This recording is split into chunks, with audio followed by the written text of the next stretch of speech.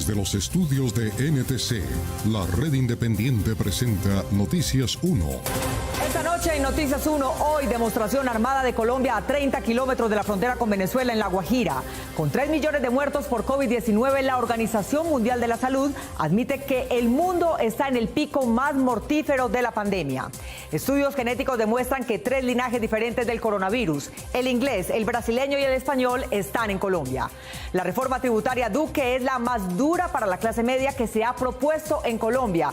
Servicios públicos y canasta familiar terminarán afectados. Alcalde de un municipio de 8.000 habitantes recibió 20.000 prendas de ropa interior femenina para repartir en su pueblo. ¿Qué tal esto? Y en los deportes, Germán Arango. Mónica, Barcelona se quedó con el título en la Copa del Rey y con goleada 4-0 sobre el Bilbao. Ya no habrá póker de títulos para el Manchester City porque se le atravesó el Chelsea y es el finalista de la FA Cup. Y bueno, terminó en semifinales la campaña de Juan Sebastián Cabal y Robert Farah en el ATP 1000 de Montecarlo, y lo mismo ocurrió con María Camila Osorio en el WTA 250 Charleston, Estados Unidos.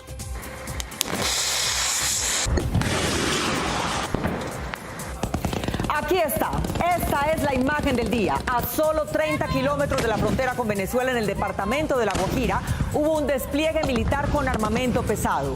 La Fuerza de Tarea de Armas Combinadas, responsable del área, simuló varias escenas de combate y utilizó ojivas, misiles antitanque y otros equipos de guerra. De esta historia hablaremos hoy. Por la prensa libre y el derecho que todos ustedes tienen a la verdad, yo soy la red independiente. Presenta Noticias 1 con Mónica Rodríguez y Germán Arango. Buenas noches y bienvenidos a la mejor información del fin de semana. Sin referirse a las tensiones políticas con Venezuela, el ministro de Defensa y las fuerzas militares estuvieron hoy en La Guajira, a solo 30 kilómetros de la frontera, para desplegar armamento pesado de guerra.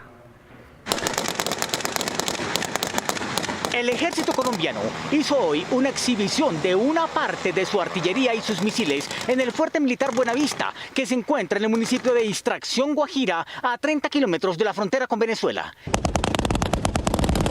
Simulando una escena de combate, la Fuerza de Tarea de Armas Combinadas, que es la responsable de la seguridad en el oriente guajiro, ubicó mediante satélites varios supuestos objetivos a 32 kilómetros de distancia y después los impactó con ojivas de 155 milímetros que pueden llegar a destruir áreas de hasta 200 metros de diámetro.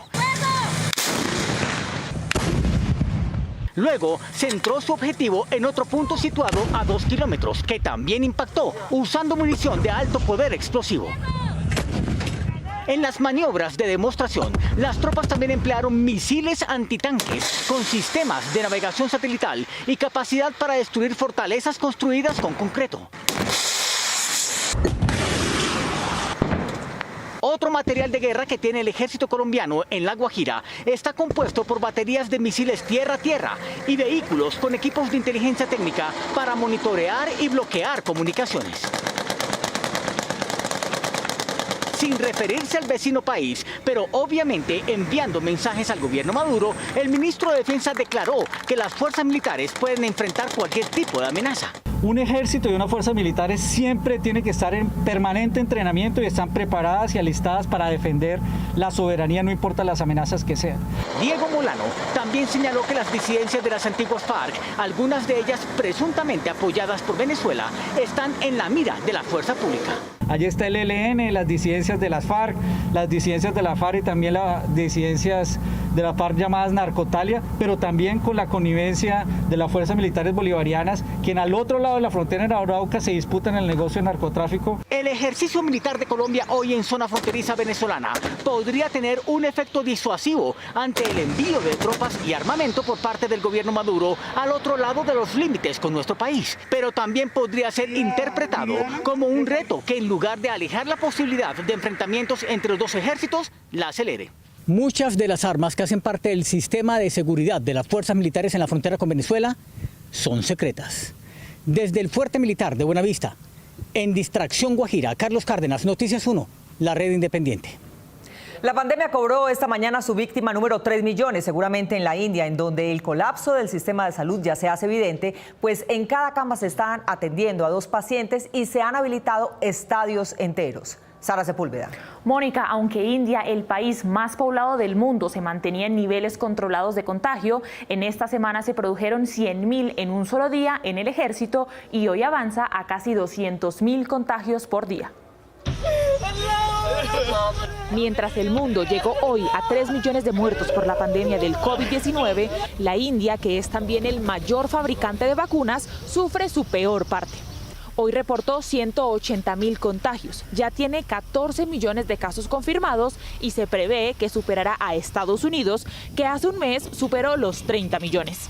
Some countries that had previously avoided widespread transmission are now seeing steep increases in infections. Es la tercera ola de la pandemia que está atacando con mayor fuerza a los países que mayor control habían ejercido, como Alemania y sus vecinos nórdicos.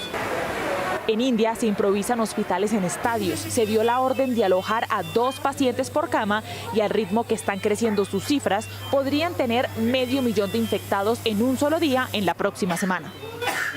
La OMS manifestó su preocupación especial por países como Papúa Nueva Guinea, que a principios de este año solo habían reportado 900 casos y ahora notificaron más de 9.300. Aunque es un número menor que en otros países, se evidencia el aumento de positivos.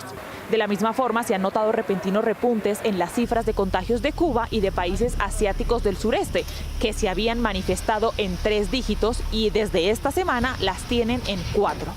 Colombia, que comenzó el año con el puesto 12 por número de contagiados, fue primero superado por Polonia y luego por Argentina y ahora está en el puesto 13 de la lista, con 2.600.000 infectados y 67.000 muertos. La OMS también ha manifestado que hay desigualdad en el acceso a la vacuna, a la que la ciencia identifica como la única salida a la situación actual, pues dejando libre su mercado como en la actualidad, hay países que no tienen opciones para acceder a ella y según el criterio de los epidemiólogos, la inmunidad de rebaño debe ser universal y mientras existan comunidades sin vacuna, el virus seguirá circulando en el planeta y matando a sus seres humanos. La Organización Mundial de la Salud tiene registrada la aparición del linaje británico del coronavirus en Colombia. El pasado 23 de marzo y ayer, el presidente anunció que son 2 casos y que otros 20 están en confirmación mediante estudio genómico. Camilo Galán. Mónica, la cepa británica es más contagiosa, pero no más infecciosa que la brasilera. Es decir, causan más enfermos, pero no más graves. En el caso de Bogotá, hay 11 pacientes aislados del resto como sospechosos portadores de estos 2 linajes. En estos ejercicios de análisis se han identificado hoy 2 manifestaciones de la enfermedad que representan el linaje o la cepa del Reino Unido. Hemos encontrado esa presencia en 2 casos en nuestro país. Así fue la confirmación del presidente Iván Duque sobre la presencia de la variante británica del virus del COVID-19 en el país, quien también aseguró que gracias a los estudios que han realizado autoridades sanitarias en otros países, se ha podido establecer que esta nueva cepa es mucho más contagiosa, pero menos letal. Se identificaron 2 muestras genómicas en el departamento de Caldas, 2 muestras genómicas que han sido identificadas como positivas para la cepa británica. Esto nos indica que en el departamento y probablemente, muy probablemente en el país ya tenemos una circulación importante de la cepa británica. Y por lo tanto, la mejor manera de enfrentar la presencia de estas variantes, cepas o linajes es justamente la autoprotección. Aunque desde enero de este año ya se estaba hablando de nuevas variantes que habían podido ingresar al país, el Instituto Nacional de Salud en un comunicado aseguró que la vigilancia genómica que en ese momento se hizo, ya se habían identificado 20 posibles linajes de la variante B117 y esta semana se confirmaron 2. Desde la Secretaría de Salud del Distrito, el secretario Alejandro Gómez confirmó que gracias a la alianza con el laboratorio de la Universidad de los Andes, tratando de encontrar otras variantes del virus que circulan por Bogotá, se determinó la presencia de 2 variantes, una británica y una brasilera. Hemos encontrado 6 muestras que son exactamente la variante que se conoce como la variante británica, la variante del Reino Unido, y 5 que se corresponden con la variante brasilera. Según la Secretaría de Salud del Distrito, estos pacientes están aislados del resto y se les está haciendo seguimiento de acuerdo a los protocolos epidemiológicos. Aunque hoy sabemos que en el país hay poco más de 90.000 personas inmunizadas, los datos del gobierno no permiten saber dónde están y tampoco determinar los factores epidemiológicos y saber cómo vamos. Juan Fernando Barona. Mónica, los expertos sostienen que la falta de información ha sido una constante del gobierno frente a las vacunas, pues de la misma manera en que no se sabe cuántas hay y dónde están, tampoco se conocen los detalles de cómo fueron adquiridas. Según el más reciente reporte del Ministerio de Salud, se han aplicado 3.590.096 primeras dosis de vacunas en todo el país y 1.093.853 personas ya han sido inmunizadas con las 2 dosis. Sin embargo, para los expertos académicos, la información que ha entregado el gobierno sobre la vacunación no es clara y completa para saber con mayor precisión cómo avanza la inmunización en el país. Lo que tiene que ver con la aplicación de las vacunas, no tenemos absolutamente nada, solamente tenemos la información que publican en redes sociales el Ministerio de Salud. Hay una ausencia de un montón de información sobre el proceso de vacunación que impide que uno pueda hacerle un seguimiento a todo lo que fue promesa del gobierno y a la parte que se está cumpliendo. Aunque el gobierno había anunciado que en la primera etapa se vacunaría a toda la población mayor de 80 años y el personal de salud de primera línea, el país no tiene conocimiento si esta meta ya se cumplió. Nunca nos han dicho si ya llegamos al 100% de las personas mayores de 80 años. Para el profesor de Derecho y Salud Pública de la Universidad de los Andes, Jonathan García, es preocupante que el gobierno no revele la información completa de cómo se están vacunando a los colombianos. Solamente a través de esa información detallada es que podemos saber si hay grupos especiales que se están quedando atrás o si hay algunos grupos en diferentes partes del país que no están logrando acceder a la vacuna. Ambos expertos manifestaron que es imposible hacer un seguimiento y control ciudadano detallado al plan de vacunación si el gobierno no entrega la información completa. No tenemos información granulada de ningún tipo, ni por género, ni por rango etario, ni por ninguna otra. Entonces es muy difícil saber qué es lo que realmente está pasando. Es casi que una política de Estado el hecho de no revelar la información conjunto con toda la información frente a los contratos, sobre los precios, sobre las negociaciones. Aunque el gobierno ya dio vía libre para que comience la etapa 2 en el país, es decir, que ya se puede inmunizar a toda la población entre 60 y 79 años, los expertos creen que aún no se ha completado la primera fase, por lo que le solicitaron al gobierno que se revele toda la información del proceso de vacunación en el país. Bogotá volvió hoy a reportar el mayor número de nuevos infectados por el coronavirus, después de que durante 2 semanas se diera su lugar a Medellín y Antioquia, que colapsaron en sus servicios de salud. Bogotá inició la segunda cuarentena general en la ciudad con el anuncio de alerta roja hospitalaria. De las 1.802 camas reportadas para atender pacientes COVID, 1.442 están ocupadas, es decir, tan solo 360 unidades de cuidado intensivo estaban disponibles al mediodía para nuevos pacientes. Hoy la ocupación es del 80%. Pero aunque el semáforo de la ciudad reportado en el Observatorio de Salud continúa en color naranja, las localidades de Usaquén y Chapinero son las que reportan el mayor número de contagios. Hoy, Bogotá volvió a ser la ciudad que más reportó casos positivos, 3.803 de los 16.654 que se informaron y 33 fallecidos, todavía lejos de los más de 100 reportados diariamente en la segunda ola. En el mundo, Bogotá es 10º en la lista de muertes por millón de habitantes, con 1.914. La vacunación continúa. Bogotá sigue siendo la ciudad con más vacunados por millón de habitantes, 8,31 en el país, aunque el departamento con más vacunados por millón de habitantes es Risaralda, con 8,84. Según el último reporte de vacunación en la capital del país, de las 979.793 dosis entregadas, 695.192 han sido aplicadas. De estas, 184.760 son segundas dosis, para un avance de vacunación del 9,31 del 70% de la población para alcanzar la inmunidad de rebaño. Ante la llegada de nuevas cepas del virus reportadas en la ciudad, las recomendaciones siguen siendo las mismas. Esto, que es un esfuerzo importante en materia de vigilancia epidemiológica y viral, debe servir como un aliciente más para que sigamos cuidándonos de manera importante. La presencia de nuevas variantes en Bogotá ya es un hecho y tenemos que cuidarnos para poder ir avanzando de manera también muy rápida en la medida de nuestras capacidades y de los biológicos que lleguen al país en el proceso de vacunación. Recuerde que mañana la ciclovía no funcionará por la emergencia y los parques distritales tendrán control de aforo, pero los ciudadanos están autorizados para realizar actividad física individual durante 1 hora. El tercer pico de la pandemia en el país está golpeando más fuerte a Antioquia y Medellín, que ya vieron colapsar sus sistemas de salud, que siguen siendo de los mejores dotados del país, y sin bajar aún perdieron la posibilidad de trasladar a sus pacientes a Bogotá, que dejó de recibirlos ante el aumento de las cifras locales.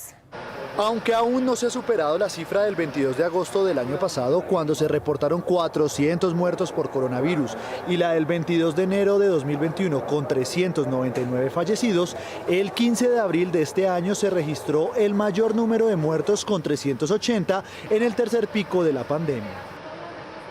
En Medellín, la ocupación de unidades de cuidado intensivo superó el 98% y se decretó confinamiento durante el fin de semana, pero en diferentes lugares de la capital de Antioquia se presentaron aglomeraciones previo al inicio de la medida. Según el más reciente reporte de la Secretaría de Salud de Antioquia, el departamento tiene una ocupación del 97% y alrededor de 150 personas están esperando una cama. A este problema se suma que ciudades como Bogotá ya no están recibiendo pacientes de otras ciudades. Precisamente en Bogotá la ocupación de las camas UCI para pacientes con COVID ya llegó al 80% y de las 1.802 camas que hay en la capital solo quedan disponibles 360 para personas que tienen coronavirus. En Cali la ocupación total de camas UCI está en el 90,6% y a pesar de las medidas tomadas por la alcaldía de la ciudad que incluyen el toque de queda este fin de semana, las autoridades sellaron algunos establecimientos que estaban violando las normas. Es un apartahotel en el cual se aglomeraban personas, entraban al piso número 5, hacían fiestas y perturbaban la convivencia de la comunidad. En Barranquilla, la clínica Porto Azul informó que ya superó la capacidad hospitalaria, mientras que la ocupación en la capital del Atlántico llegó al 88%. Santa Marta reportó una leve mejoría en la ocupación de las UCI al pasar del 81,6% al 77%, aunque este fin de semana se mantienen las medidas de confinamiento total en la ciudad. Ante este panorama, las agremiaciones médicas le hicieron un nuevo llamado al gobierno para que se decrete una cuarentena general estricta de por lo menos 15 días para que pueda bajar la ocupación de UCI en el país, debido a que varias regiones están colapsadas y otras no pueden recibir más pacientes. El ministro de Hacienda duda de los efectos en la salud de la propuesta de impuesto a las bebidas azucaradas y por ello no lo incluyó en la reforma. En cambio, se incorporó el IVA a los servicios públicos que, según los expertos, golpean a la clase media. Juliana Ramírez. Mónica, desde el punto de vista técnico, los conocedores dicen que no hay un análisis para ser discutido en el Congreso, lo que desde ya creará un obstáculo para su aprobación. En los 163 artículos del proyecto de reforma tributaria que el gobierno Duque radicó en el Congreso, no hay ninguno relacionado con las propuestas de sobretasa a las bebidas azucaradas. Pese a que una sobretasa equivalente al 20% del precio final podría redundar en ingresos fiscales de 1 billón de pesos al año, el ministro de Hacienda, Alberto Carrasquilla, explicó por qué lo dejaron por fuera. Usted recordará que el presidente tiene mucho escepticismo sobre la bondad de este impuesto. Yo mismo no estoy seguro de que ese impuesto tenga los efectos sobre las externalidades en la salud de la ciudadanía. Pero los efectos y bondades en la salud al desincentivar el consumo con este impuesto sí están comprobados. El estudio que nosotros hicimos en 2018 muestra que un impuesto de alrededor del 25% del precio final puede reducir el sobrepeso en alrededor de entre 1.5 y 4.5 puntos porcentuales. Quizás el escepticismo tenga que ver con la financiación de la industria a políticos, empezando por el propio presidente Duque. Según una investigación de la Liga contra el Silencio de 2019, la mayoría de las donaciones de la industria a los partidos Cambio Radical, Centro Democrático Conservador y Partido de la U son de Postobón, RCN Radio e Ingenios Azucareros. Contrario al rechazo de una sobretasa a las bebidas azucaradas, el gobierno sí planea poner IVA del 19% al agua de la llave de los estratos 4, 5 y 6, así como a los servicios de energía y gas. Esto en este momento puede ser explosivo para la economía colombiana. es inflacionario. Lo que estamos viendo es que el estrato 4, que es la clase media, sería la más perjudicada. Actualmente funciona un esquema de subsidios cruzados que solo se aplica para los servicios de energía y gas y que consiste en que los estratos 5 y 6 aportan una sobretasa para subsidiar los estratos 1, 2 y 3. El estrato 4 no contribuía ni recibía subsidio. Con el cambio de reglas que plantea la reforma, esto desaparecería y se empezaría a cobrar IVA. En el caso de los servicios públicos y agua potable, están teniendo más de 1.200.000 colombianos que fueron reconectados y que no han venido pagando ese servicio. ¿Qué pasa con este nuevo escenario? Pues el flujo de caja se va a perjudicar porque se va a tener que pagar el IVA por parte de las empresas, empeorando el flujo de caja y sin haber recibido la cartera. Pareciera que simplemente se quiere aprovechar en términos de recaudo la baja elasticidad precio-demanda de este tipo de servicios. Para los expertos, en un contexto en el que todavía no es claro el fin de la pandemia, se debería tener en cuenta la inconveniencia de subir el precio de los servicios públicos, especialmente el acceso del agua potable. Según los cálculos de los gremios productores, el huevo que hoy está a 350 pesos podría llegar a 400 y en la misma proporción subirían otros productos de la canasta familiar por cuenta del impuesto a sus insumos. Enrique Tapias. Mónica, ellos son los avicultores, arroceros, cultivadores de pescado y criadores de cerdos que aseguran que el impacto del IVA a sus insumos aumentará entre el 5 y el 10% el precio final de sus productos. El arroz, el pollo, el cerdo, los huevos, la leche y el pescado subirán de precio con la reforma tributaria, pues el gobierno pretende que tributen esos sectores agrícolas por los insumos que utilizan en la cadena de producción según la Sociedad de Agricultores de Colombia. Muchos de los insumos que se utilizan en sus procesos de producción les están dejando una tarifa del IVA, que generaría un incremento automático en los costos de producción, tanto para nuestros productores como para el acceso de los consumidores. De acuerdo a la Federación Nacional de Avicultores de Colombia, FENAVI, ante la baja rentabilidad del gremio, necesariamente los impuestos serán trasladados al precio final del producto. El sobrecosto que se va a dar es en promedio de 20 pesos por cada huevo y 350 pesos por cada kilo de pollo. Si un huevo hoy le vale 350 pesos, 20 pesos de sobrecosto, 370 llegaría a 400 pesos. En el caso de kilo de pollo va a ser el aumento en la misma forma. El gremio de los acuicultores también advirtió el incremento de los precios al consumidor, pues consideran que el impacto final para su sector con los nuevos gravámenes alcanzará el 9.2%. Una tilapia que es comercializada en promedio 8.000 pesos va a pasar más o menos a 8.700. La trucha también está más o menos en 12.000, va a quedar en 13.100 pesos más o menos. Otro de los impuestos básicos de la canasta familiar que subirá de precio es el arroz, que obliga a subir su tarifa con el impuesto al consumo que pretende generar el gobierno. Terminará repercutiendo en los precios al consumidor.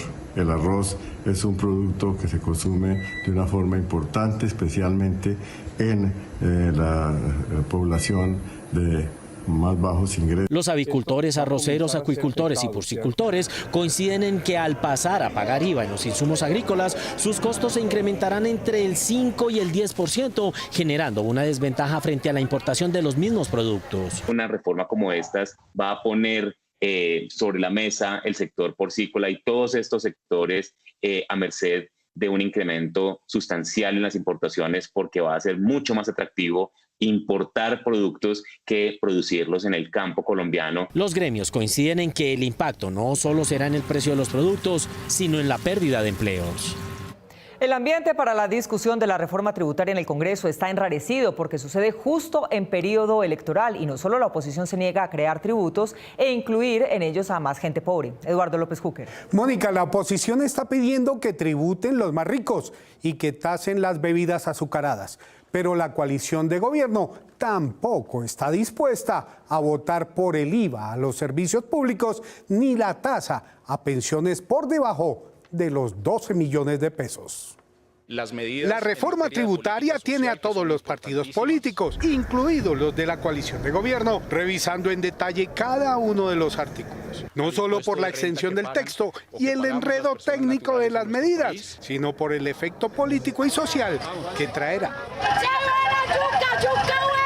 En medio del proceso preelectoral, los congresistas de las comisiones económicas ya tienen una primera impresión. Desde el partido de gobierno piden no gravar pensiones bajas. Donde se vaya a gravar las pensiones sean pensiones superiores a 12 o 14 millones de pesos. Congresistas de la oposición consideran que ponerle IVA a los productos de la canasta familiar, así sea de manera indirecta, en medio de la pobreza que ha traído la pandemia, es casi un delito. Nos habían dicho que no se iban a meter con el IVA de la canasta básica, pero sí lo están haciendo a través de un truquito, que es pasar algunos bienes que estaban exentos a excluidos. Otro impuesto previsto en la reforma podría también encarecer los productos básicos de la familia. Un disimulado aumento en el precio de la gasolina a través de un impuesto al carbono, un aumento en la sobretasa. Conservadores y cristianos también hacen cuentas y esta vez se notan prudentes en su respaldo al gobierno. No a una reforma tributaria que grave a los pensionados, que incrementa la carga tributaria a la clase media y trabajadora. No nos gusta gravar salarios de 2.400.000. Voceros de los partidos independientes critican que unos sectores de grandes empresas y fundaciones religiosas sean favorecidas en esta reforma a pesar de sus millonarios ingresos. Impuestos a las bebidas azucaradas de un 20% sobre el precio final le podrían implicar al Estado colombiano un recaudo de 1,4 billones de pesos. Impuesto de renta a las iglesias de 32%. Eso le podría implicar al Estado un recaudo de 1,8 billones de pesos anuales. Una reforma tributaria que cobre impuestos a los sectores de mayor riqueza y mayores ingresos es lo que corresponde en una sociedad democrática fundada en la solidaridad. Pero eso no es lo que está proponiendo el gobierno, es injusto, porque está metiéndole la mano al bolsillo a los pobres y a las clases medias. Las comisiones terceras de Senado y Cámara, compuestas por 48 congresistas, entran a partir de este fin de semana en aislamiento de análisis intenso. La pandemia nos volvió más desconfiados, lo que indican los indicadores. Según el barómetro de confianza de Edelman, que alimenta los índices del Foro de Davos, el año pasado los colombianos perdieron 3 puntos de confianza en los funcionarios públicos, los líderes religiosos 9 puntos, los periodistas 11 puntos y los gerentes 17. Esto indica que la campaña política nos genera desconfianza. Esto es lo que indican los indicadores. 23 días después de que las aguas del Cauca inundaran una mina ilegal en su orilla a la altura de Neira Caldas, comienzan a emerger los restos de los 11 mineros desaparecidos en la tragedia, pero también se están abriendo nuevos frentes de trabajo en esta zona de alto riesgo. Después de 23 días de trabajo y superados parcialmente la falta de información de los trabajos mineros, lo agreste del terreno, la falta de acceso a comunicaciones y el difícil comportamiento del caudaloso río Cauca, un equipo de seguridad y salvamento de la Agencia Nacional de Minería, con el apoyo local, logró avistar y rescatar hasta el momento los restos de al menos 3 hombres que se encontraban atrapados desde el pasado 26 de marzo en un socavón en Neira Caldas. Se entregan a la SIJIN para su correspondiente identificación, levantamiento y acta de función. Previamente se habían realizado pruebas de ADN para acelerar su plena identificación. Aún habría 8 hombres atrapados, por eso un equipo de expertos ha trabajado desde el día 1, no solo para superar las dificultades técnicas, sino para preparar a las familias que enfrentan esta difícil situación y que ahora podrán sepultar a sus seres queridos. El trabajo psicosocial que han hecho los psicólogos y trabajadores sociales de la Cruz Roja, Gobernación de Caldas y Alcaldía de Neira no solo han sido de acompañamiento, sino que han trabajado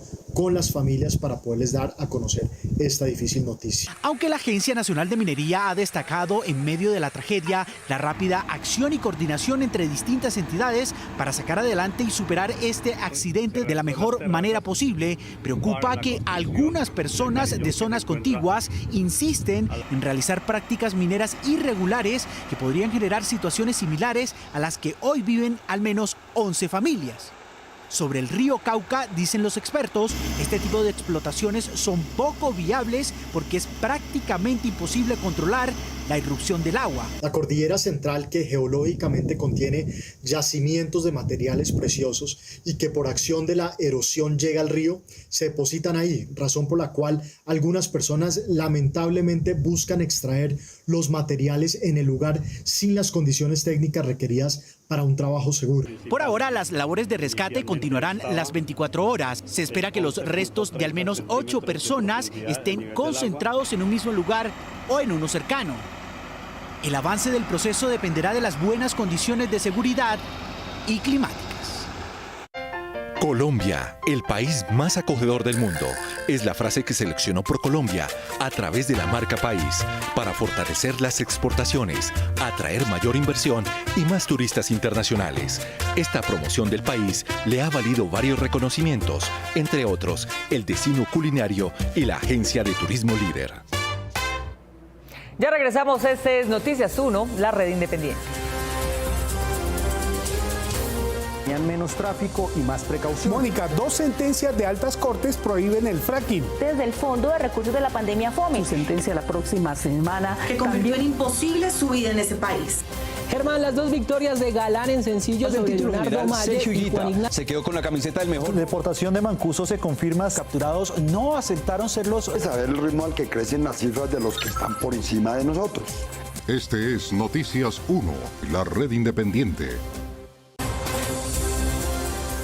Las redes están encendidas con el video de la tortura a la que 2 policías someten a un detenido en La Dorada, Caldas. No es la primera vez que esto pasa, pues encontramos más víctimas de los mismos. Víctor Ballestas. Mónica, también localizamos a la familia de la víctima de la última paliza. Dice que tuvo que irse de La Dorada por temor a las represalias de la policía luego de recuperarse.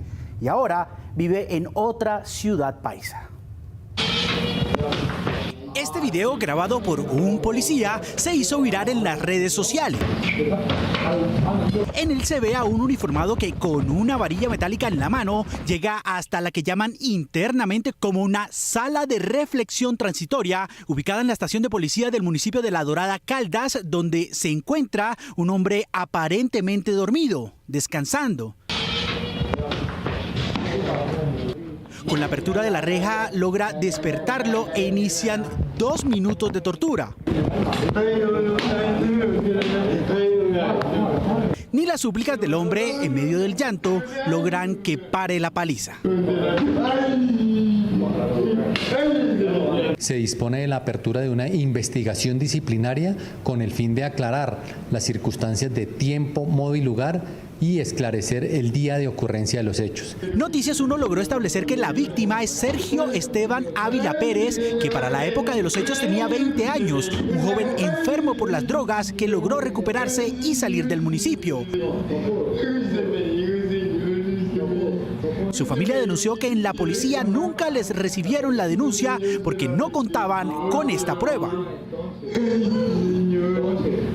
Esta persona que se observa en el video debe realizar por parte del operador disciplinario un procedimiento donde se determine que efectivamente se generó la comisión de una conducta contraria a derecho. Según informó la policía, el uniformado fue trasladado. Sin embargo, el pasado 5 de abril, un hecho similar se registró. Nos cogieron, nos dieron una pela acá, vea. 2 jóvenes dicen que fueron torturados por un uniformado con similares características, el patrullero Sebastián Tapias. Mire, vienen a pegarnos. A ellos los exhibieron esposados por el pueblo, los golpearon y los sometieron a todo tipo de vejámenes, según denuncian las víctimas. ¡Mire cómo me volvieron! Me pegaron, después yo vi al amigo que estaba allá, después nos esposaron y nos llevaron para un hormiguero. No es la primera vez que ocurre un hecho similar con la policía de La Dorada este mismo año. En este otro video de una cámara de seguridad muestra lo que ocurrió con una pareja en febrero pasado. Uniformados golpean a un hombre en la calle mientras una mujer logra huir. Eso ya no merece ser un policía, ya con tantas quejas. Noticias 1 solicitó una entrevista con el comandante de la policía de La Dorada para conocer su versión sobre lo que está sucediendo con sus subalternos que aún siguen activos y atemorizando a la comunidad, pero por el momento no fue posible una respuesta oficial. El mayor Andrés Alberto Salazar asumió la jefatura del Grupo de Operaciones Especiales de la Policía con 15 investigaciones disciplinarias abiertas en su contra y fue sorprendido por la misma policía extorsionando a un comerciante. El martes 19 de enero a las 3 de la tarde, en una de las entradas del Centro Comercial Puerto Príncipe, en el sector de San Andresito, en Bogotá, esta mujer le entrega una bolsa con 730 millones de pesos a un comerciante del sector. 4 segundos después aparecen los patrulleros Mauricio Castillo y Erwin Stid Quintero y simulan una requisa de rutina al hombre que acababa de recibir el dinero. Al interior del centro comercial, los uniformados empezaron a advertirle al comerciante que debía dar explicaciones de los fajos que estaban en la bolsa, y aunque argumentó que el dinero era producto de una hipoteca, los patrulleros lo empezaron a presionar asegurándole que su versión no era creíble y sabían que era dinero ilegal. A las 3:30 de la tarde, y tras presionarlo para que entregara el dinero aparentemente ilícito, los policías decidieron subir al comerciante a un taxi que lo llevó hasta esta estación de gasolina en la calle 26 cerca de la avenida Boyacá. A la estación de gasolina llega esta camioneta de color gris conducida por el mayor Andrés Alberto Salazar, jefe del Grupo de Operaciones Especiales de la Policía GOES, y se dirige hacia sus 2 amigos patrulleros, que para ese momento ya tenían al comerciante en el sitio con los 730 millones de pesos. En este punto, según la investigación que llevó a cabo el Grupo Élite contra la Corrupción de la Policía, el mayor intimidó al comerciante asegurándole que sería extraditado por tener dinero que aparentemente era producto del narcotráfico, e incluso le señalaron que estaban cerca de la Dijina donde sería llevado. Este es el momento en que el mayor Andrés Alberto Salazar sube a su vehículo en compañía del comerciante, mientras el carro es conducido por la esposa del oficial, quien más adelante detiene la camioneta para permitir que el comerciante hiciera una llamada y luego abandonar el sitio mientras dejan en la calle al comerciante. Por estos hechos fue capturado el mayor Andrés Alberto Salazar el pasado martes, quien en su historial cuenta con 10 investigaciones disciplinarias en la policía. Lo mismo ocurrió con los patrulleros Fabián Mauricio Castillo Bernal y Erwin Stid Quintero Acosta, adscritos a la Dirección de Protección de la Policía y actuales escoltas del magistrado Juan Carlos Granados Becerra. Los policías fueron capturados por los delitos de concierto para delinquir, secuestro y hurto calificado, y el próximo lunes se definirá si son o no enviados a prisión. En el desayuno se sabe cómo será el almuerzo, dice la sabiduría popular, pero más que el almuerzo, lo que determina el desayuno es la energía con la que cada persona enfrentará su día. Sin restarle importancia a las demás comidas del día, el desayuno es el que rompe con ese periodo de ayuno largo desde la noche anterior y las horas de sueño, pues de esta comida matutina obtenemos la energía y nutrientes necesarios para iniciar el día y mantener los procesos básicos del cuerpo. Puede llevarnos a tener inadecuados hábitos alimentarios o no tener la energía y los nutrientes necesarios para desarrollar nuestras actividades y tener cansancio, debilidad, no poder como responder de la manera adecuada. Pero ¿qué debe tener un desayuno para que sea balanceado? Porque comer cualquier cosa no resulta favorable para el organismo. Debe haber un alimento proteico, una porción de fruta, sea entera o en trozos. Debe tener un cereal o un farináceo, que es lo que comúnmente la gente denomina harinas, que idealmente debe ser integral. Y debe contener una bebida que puede ser fría o caliente, que preferiblemente en esa bebida podría ir incluidos los lácteos. Con la situación del país, desayunar cada vez es más difícil, pero debido a lo importante que es esta comida durante el día, existen alternativas. Podrían consumir frutas que estén en cosecha, que son un poco más asequibles o más económicas. El huevo es una buena opción, que también es económico, y pues la facilidad de tener un pan, una arepa o algo por el estilo, pues también es un poco más fácil y se incluyen todos los alimentos. La falta de una buena y balanceada alimentación al inicio del día a largo plazo se traduce en que hay más riesgo de tener enfermedades como diabetes, hipertensión, obesidad, sobrepeso o enfermedades cardiovasculares. Santiago en Medellín, Alejandra en Manizales y Andrea en Bucaramanga recibieron un premio inesperado por sus iniciativas para ayudar a gente desvalida. Santiago Jaramillo vive en Medellín y creó un programa que se llama Un Viejo Favor para ayudar a adultos mayores. Él y otros voluntarios hacen las diligencias que las personas de edad no pueden hacer por sí mismas por la pandemia. Reclaman medicinas, hacen mercado y otras compras y se los llevan a sus casas. Ese favor muchas veces cambia la vida de otra persona. Alejandra Gómez de Manizales perdió a su bebé de solo 10 meses de nacida por el síndrome de Down que la afectaba. Desde entonces, ella ha querido ayudar a niños con la misma condición. Dicta talleres a los menores en distintas materias y también en deportes y actividades recreativas. En Bucaramanga, Andrea Barrera también ingenió un programa para apoyar a los demás. Se llama Ya Desayunó, ayuda a habitantes de los barrios más vulnerables. Ella con otros amigos consiguieron desayunos para 50 familias en 2016 y desde entonces continuó con esa tarea. Así ha logrado llegar a 750 familias. Un mercado puede ser que para ti sea insignificante. Ellos tres, Santiago, Alejandra y Andrea, fueron seleccionados como héroes Mazda por sus actividades y generosidad. Iluminar la vida de las personas a través de acciones desinteresadas. Mazda sorpresivamente les llegó a cada uno de ellos con un carro donado. Se trata de un Mazda 3 que servirá a los planes humanitarios que ellos tienen. Con ganas de conseguir un regalo para su comunidad, el alcalde de Socotá, un municipio de 8.000 habitantes en Boyacá, le pidió a la DIAN que le diera una incautación y la DIAN le regaló 20.000 prendas de ropa interior femenina. ¿Qué tal esto? El municipio de Socotá, en el norte de Boyacá, ha afrontado la pandemia de forma responsable y sus cifras lo demuestran. Hace más de 5 meses no hay casos positivos. Durante toda la pandemia solo han reportado 44 asintomáticos y nadie ha fallecido. Su ejemplo hizo que el mandatario del municipio, William Correa, siguiera adelante con sus programas de gobierno, entre ellos buscar ropa para los más necesitados del pueblo, y las ayudas llegaron. La DIAN me otorgó un proyecto que suma 170 millones de pesos, dentro de los cuales me entregaron panties para las mujeres, ropa íntima para las mujeres, y pues adicionalmente vienen tenis, vienen chaquetas, vienen camisas, vienen enaguas, entre otros. Pero dentro de esa incautación de contrabando convertido en ayudas, la ropa interior fue la sensación entre los socotenses. Me entregaron 21.000 par de panties.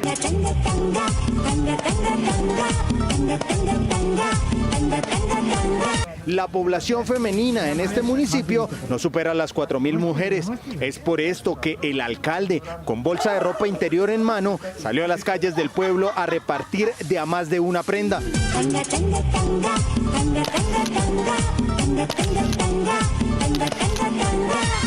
Mire, aquí tengo para todos los días. Todas las mujeres tuvieron la oportunidad de recibir un paquete de panties de diferentes sabores, colores y olores. Y pues bien, la gente lo tomó muy bien y con el respeto que se merecen, pues ellas lo utilizan. Rojo, azul, morado y rosado. Ellas agradecen todos los esfuerzos que ha hecho el mandatario por su municipio y aseguran que puede ser un aliciente para sus maridos. Eso sí, el alcalde me viste y el marido me desviste. Pero la gran demanda de ropa interior hizo que los hombres también recibieran este apoyo para llevar a sus casas, que el alcalde sin temor les entregó en sus manos. Ellos son muy tranquilos y pues saben que yo soy así, y por eso yo siempre les canto la estrofa que dice que qué culpa tengo yo que mi Dios me haya hecho contento y enamorado del pueblo de Socotá. En el municipio aún hay cerca de 6.000 prendas en busca de dueñas que quieran recibir el beneficio, y también de hombres que quieran hacerle un regalo a sus esposas. En pleno siglo XXI, hoy se vio una ceremonia fúnebre del esposo de la reina Isabel de Inglaterra, cuyas imágenes corresponden a una tradición de más de 1000 años.